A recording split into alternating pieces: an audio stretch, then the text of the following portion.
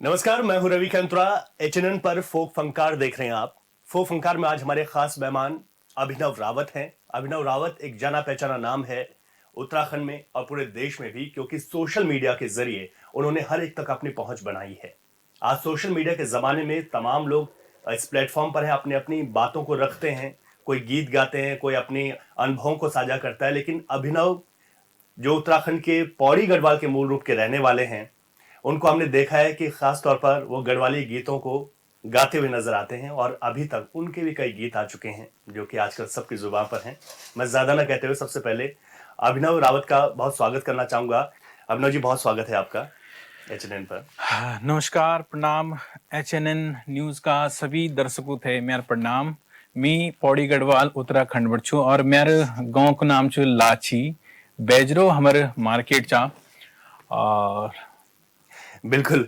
और अभिनव क्योंकि अभिनव जी की एक बात यह है, क्योंकि उन्होंने गढ़वाली जो भाषा है, जो बोली है हमारी, उसने उनको एक पहचान दिलाई और इसी वजह से उन्होंने अपना इंट्रोडक्शन भी उसी गढ़वाली में अपनी मीठी सी आवाज में दिया है।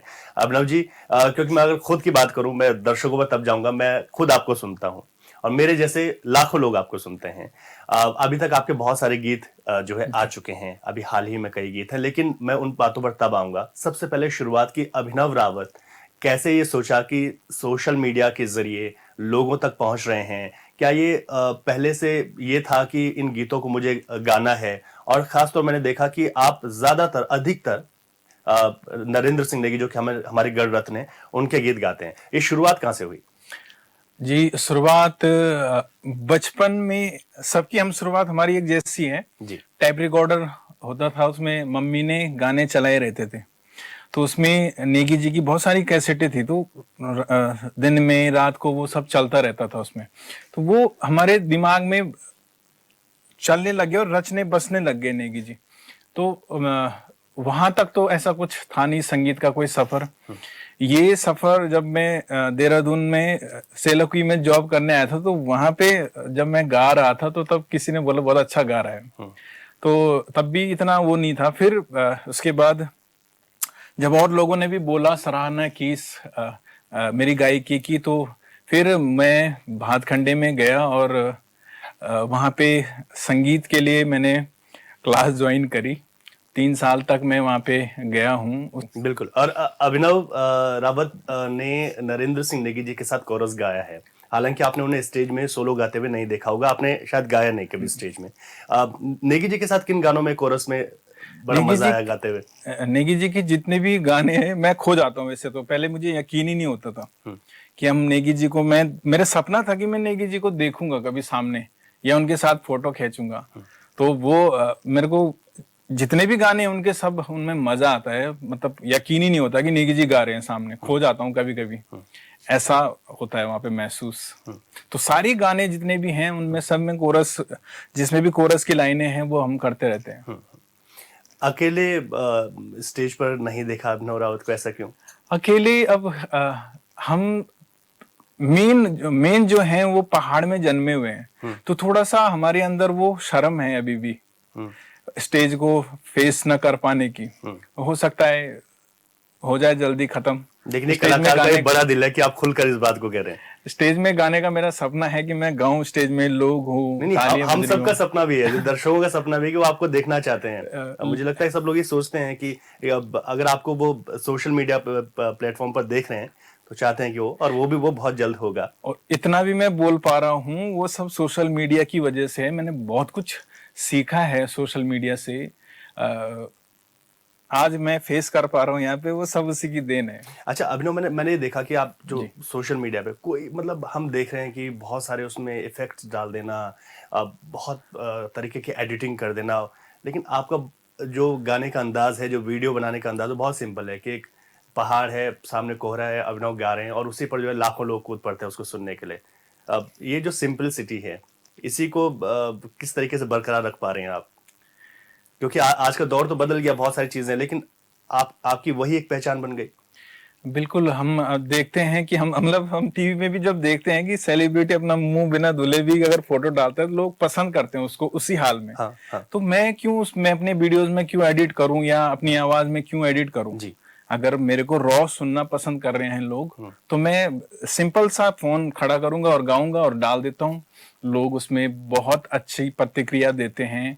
और हिंदी गाने भी मैंने गाए हैं, लोगों ने मुझे बहुत गिफ्ट किए हैं। अभी तो मैं पूरा गढ़वाली ही पे ही उतर गया हूँ, मैं पूरा गढ़वाली ही गा रहा हूँ, बिल्कुल। उसी में समा चुका हूँ। जी बिल्कुल। अब ज्यादातर आपने गढ़वाली गाने, आप नई चीज बता दी कि हिंदी गाने भी गाए हैं। मैं तो पूछने ही वाला था कि क्या हिंदी गाने भी गाते हैं।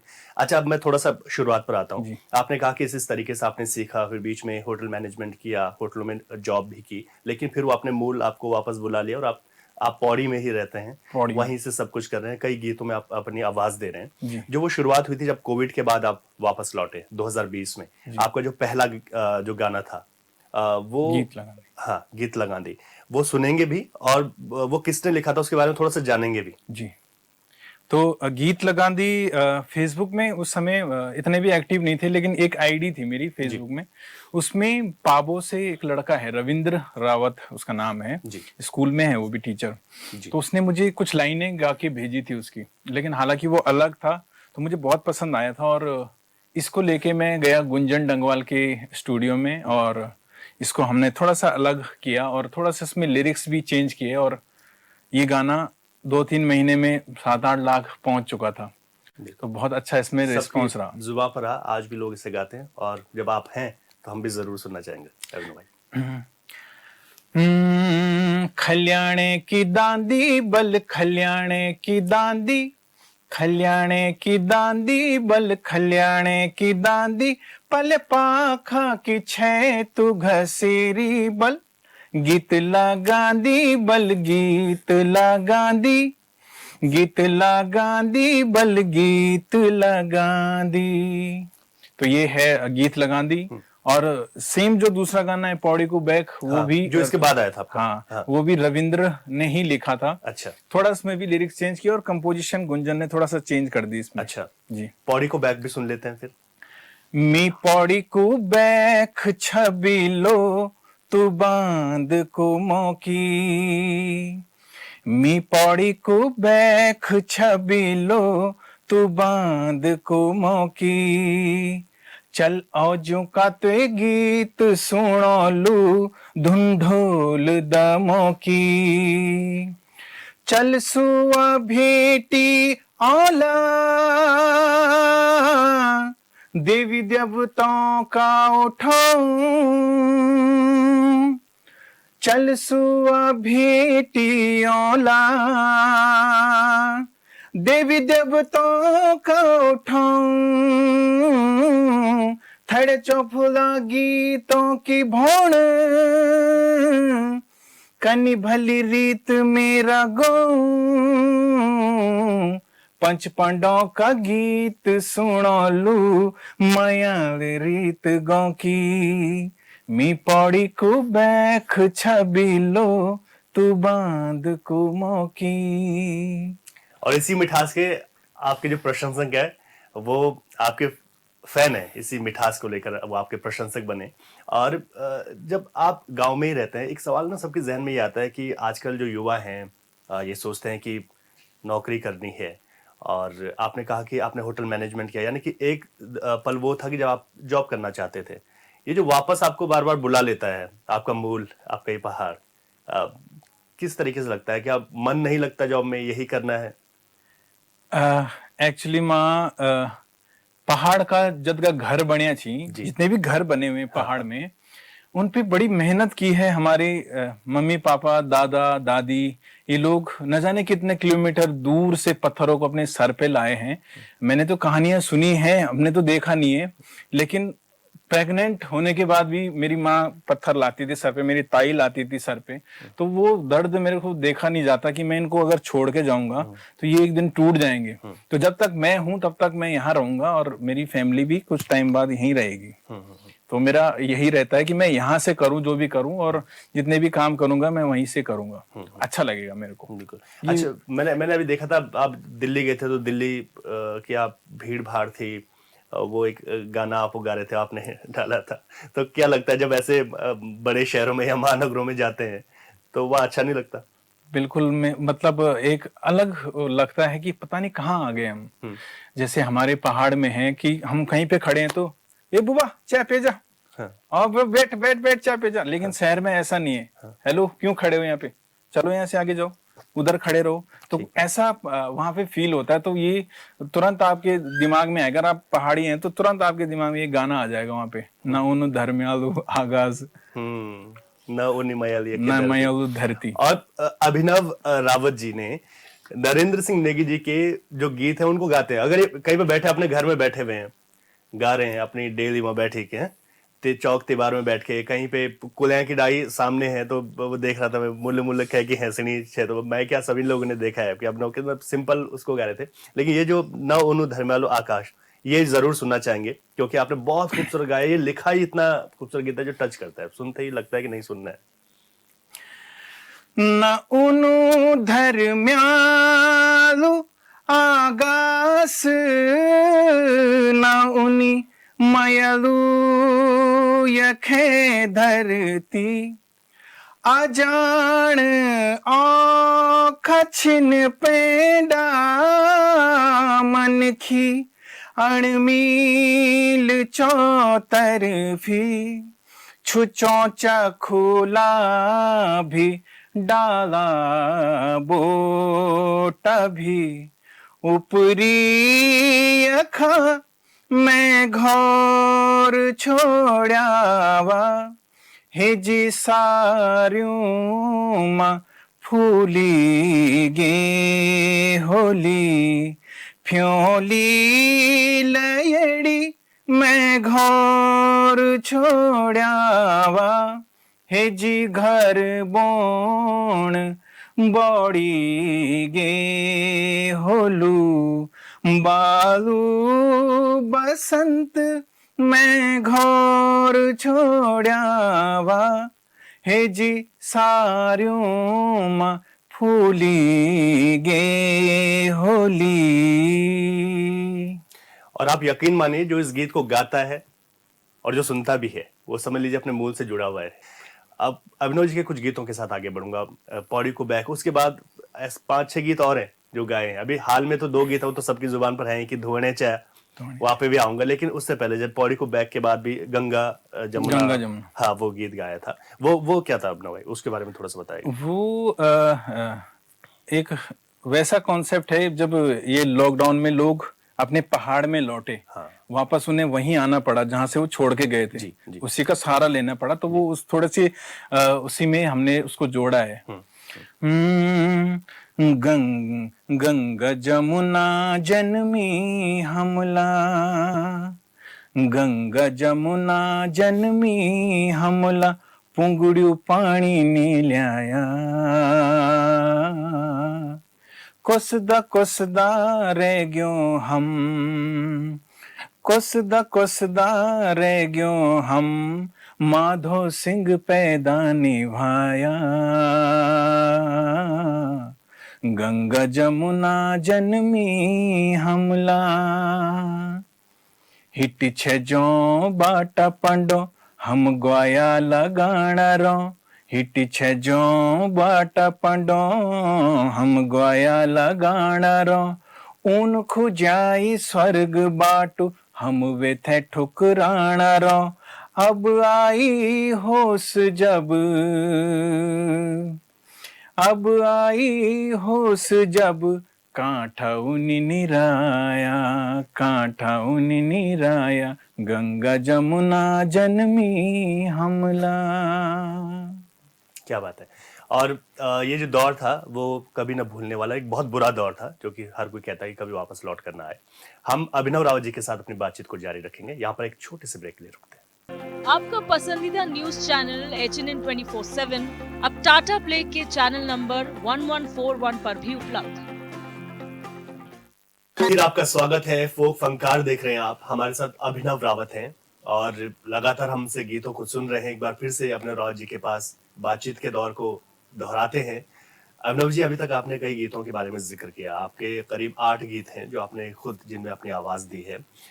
एक गीत जो है गढ़वाल राइफल पर भी आपने गाया जो कि काफी हिट रहा। और उत्तराखंड की अगर बात करें तो यहाँ का इतिहास हर एक घर का कहीं ना कहीं वो जुड़ाव है हमारी इंडियन आर्मी के साथ, और आपने गढ़वाल राइफल पर गीत गाया, उसके बारे में थोड़ा सा बताइएगा, किस तरीके से इस गीत के बोल हैं और क्या ही इसका एक संदेश जाता है।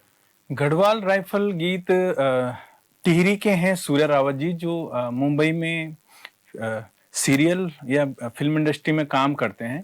तो उनको मेरी आवाज़ बहुत अच्छी लगती है, तो उनकी ये ख्वाहिश रही कि मैं उनका कुछ गाना गाऊं।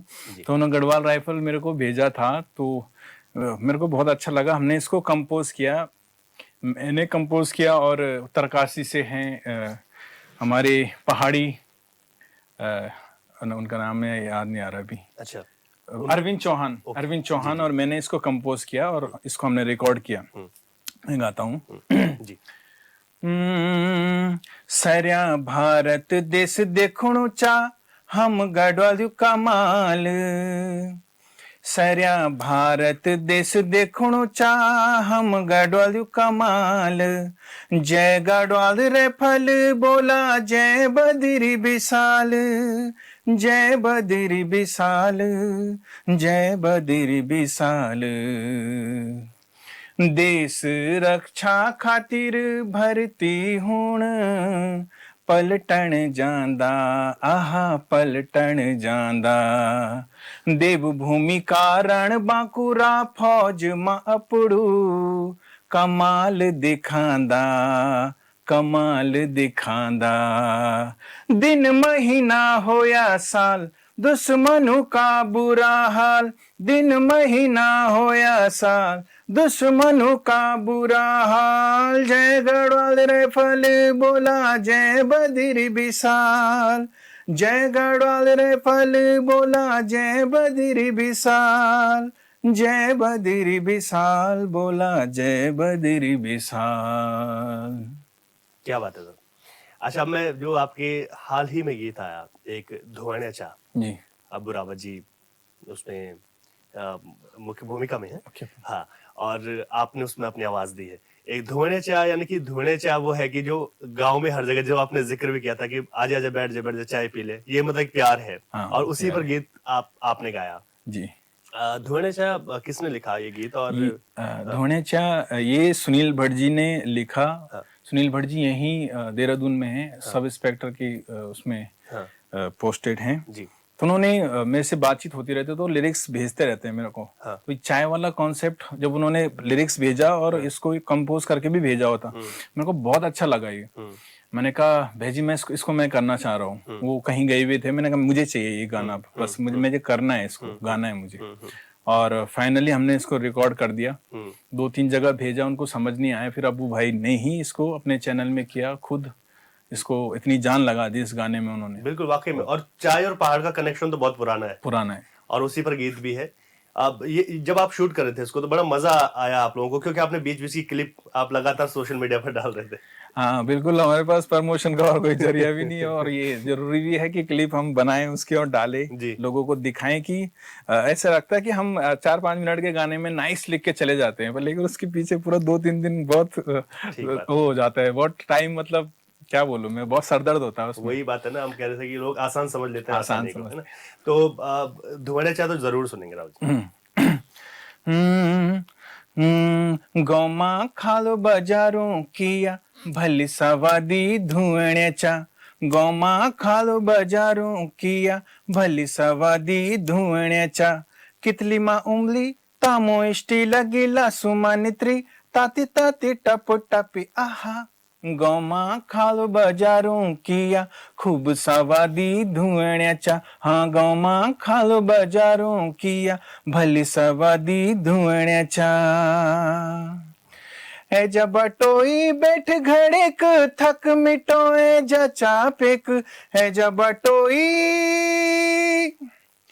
है जब बटोई बैठ घड़ेक थक मिटोए जा चापेक, लंबू उंदार काली को बाटू बाटू भेटोंदी सोगु बणेक, धारो युसेणु की मेरे पहाड़ की समलोण ली जा, बाजा लाखड़ो अंगारू माथड़की खूब सवादी धुआण्याचा, गोमा खालो बाजारों किया खूब सवादी धुआण्याचा।